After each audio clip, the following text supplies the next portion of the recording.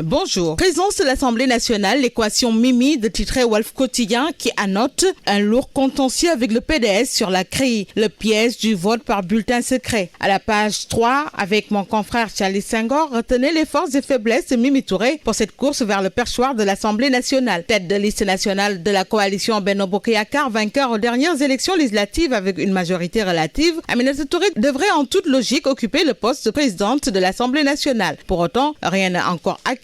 Ancienne présidente du Conseil économique, social et environnemental, après avoir occupé le poste de Premier ministre, Aminata Touré s'apprête en toute logique à conduire naturellement les rênes de l'Assemblée nationale. La liste de Benno Bokk Yakaar qu'elle a conduite aux élections législatives est sortie vainqueur, même si elle n'a pas obtenu la majorité absolue. Pour le journaliste Mamadou Sy Albert, elle mériterait politiquement d'être à la tête de l'Assemblée nationale, d'autant plus qu'elle a été ministre de la Justice et connaît les rouages des pouvoirs législatifs et exécutifs. Mais ce n'est pas tout, parce que toujours dans les colonnes de Walf Quotidien et dans ce décryptage de mon confrère Charlie Senghor, il souligne la force d'Aminata Touré qui est aussi sa faiblesse. Pathé Mbodj, pour sa part, souligne que la force d'Aminata Touré est aussi sa faiblesse, comme je viens de le dire, parce qu'elle a été à toutes les stations. Le journal de La Cité, ça renforce sa crédibilité, mais en même temps sa faiblesse liée aux problèmes inhérents à ses départs des différentes stations qu'elle occupe. Fin de citation. Le directeur de publication du journal Le Devoir note que dans son grand atout, entre autres, c'est d'avoir traduit en acte à un moment la politique de moralisation de la vie politique avec la reddition des comptes. Mais cet atout arrivé après le libertinage sous Wade faussait un peu le jeu et l'a affaibli avec son départ suivi de sa nomination comme envoyée spéciale du président de la République puis celle de présidente du CSE qu'elle a quitté dans les conditions que tout le monde sait. Passons à Sud Quotidien pour parler cette fois-ci de la promotion de la bonne gouvernance et reddition des comptes. Ces grands défis de la 14e législature, Birahim Seck du Forum civil invite les nouveaux députés à débloquer les dossiers sous le coude du président de la République. Ngouda Mboup de l'université Cheikh Anta Diop exige l'évaluation des plans Orsec qui devrait être l'un des premiers chantiers législatifs. Siège de Yewwi à l'Assemblée, la tribune enchaîne. Sonko, Khalifa et le PUR font le tang-tang. Sur 56, Taxawu Sénégal obtient 13 députés, soit un peu plus de la moitié des sièges de Pastef.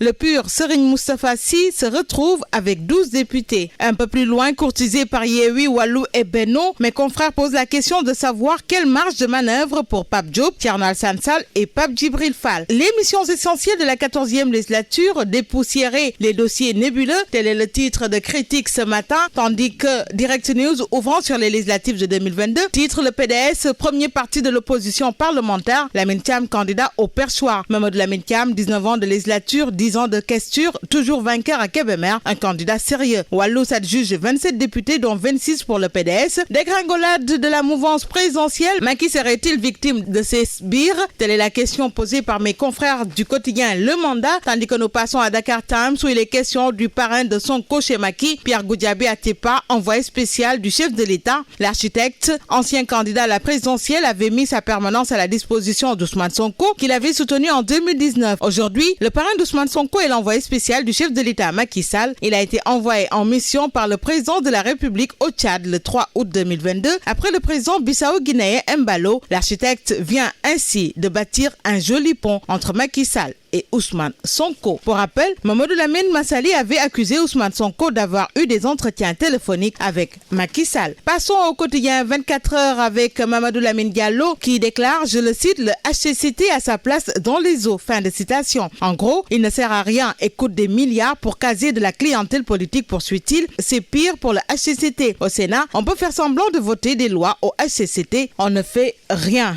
martèle-t-il. Au moment où professeur Babacar Gueye et Moundiaye Cissé sur la nécessité de procéder à la mise à mort du HCCT et du CSE livrent leurs argumentaires. Le quotidien du groupe Avenir Communication choisit ce moment pour ouvrir sur la mafia Catch touchée après Ousmane Diagne et Papito Kara, Jules Aloïse P. Faye sous les verrous, Diagne inculpé pour diffusion de fausses nouvelles, Faye coincé pour un virement frauduleux de 50 millions de francs CFA. Libération, passons-y pour parler de l'affaissement de Dal à Keur-Massar et Yeumbeul, un bébé de 4 mois et un enfant de 8 ans tués. Les deux drames portent à 6. Le nombre d'affaissements de dalles enregistrés depuis mi-juillet. Autre quotidien, autre information, il s'agit du quotidien Le Soleil où Moussa Baldé, ministre de l'Agriculture et de l'Équipement rural, dixit « La campagne agricole est bien lancée ». Et nous passons au quotidien des sports. Stade tout d'abord, Bayern, tireur numéro 1 des pénaltys, Sadio Mané pour faire oublier Lewandowski. Sunu Lamb boucle avec le plus grand nombre de succès chez les VIP. Balla Gaye 2 conforte sa place de leader. 22 victoires pour le Lion de Guédiawaye. Bombardier et Modou Lo 20 victoires. Lac 2 et Tapha Tine 14 victoires. Ama Baldé et Boy Niang